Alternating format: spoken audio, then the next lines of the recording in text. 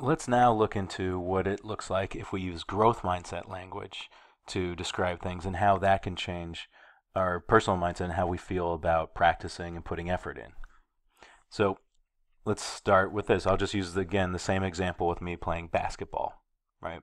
What if I said, I don't know how to play basketball yet?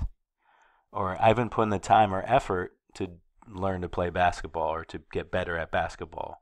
I just started learning how to play basketball. I haven't had enough practice with basketball to be very good. I haven't been motivated to work hard enough to learn how to play basketball.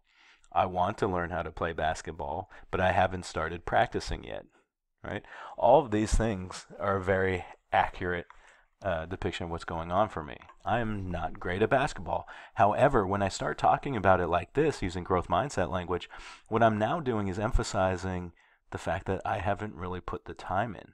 So it's not that there's something inherently wrong with me. I'm not just a bad person. I'm not terrible at basketball and can never be good at basketball. It's just that I haven't learned how to do it yet, or I haven't put in the time or practice, or I just started learning it, right?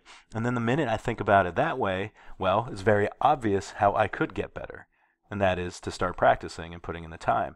Now, especially like the one statement, I haven't been motivated to work hard enough to learn how to play basketball. I think that's a really good one for me in this case, because honestly, at my age and now, I don't care that much that I'm not very good at basketball. And so if I'm just not motivated to do it, then I'm not motivated to do it. It doesn't really matter. It doesn't really affect me negatively in my life. I don't feel that bad about it anymore, right?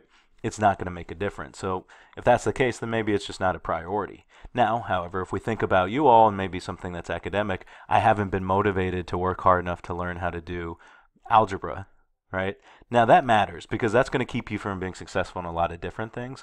And so now we know what to target though. Okay, if it's a matter of motivation for you to work hard, okay, how can we motivate you to work hard? How can you help yourself motivate to work hard? Now suddenly we have these different ways to really identify how we can best work and practice to get better. And it's going to feel very different when we do that. Now if I go and start playing basketball, right, or practicing, and I'm not very good, I keep missing shots, I keep saying, well, I haven't had enough practice with that. So what does that tell me? Instead of before when I said I just am bad at this, there's no point, I might as well just stop, and it feels really bad. Now when I'm missing shots, like, it's just a matter of practice. I haven't put in enough practice.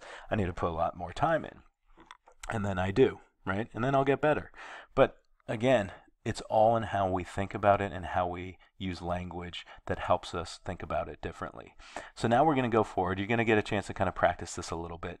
And then on your own, you're going to really use this language and see what you can do to use this kind of language, practice using these stems to avoid apathy and start helping yourself come up with a real plan of how you're going to get better at the things that affect you and the things that you want to grow at.